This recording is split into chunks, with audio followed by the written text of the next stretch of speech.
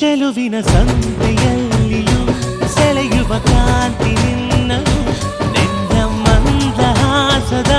ಬೆಳಕಿನ ಹೂವು ಮಾಸದು ಪ್ರತಿ ಸಲ ನೋಡಿದಾಗಲೂ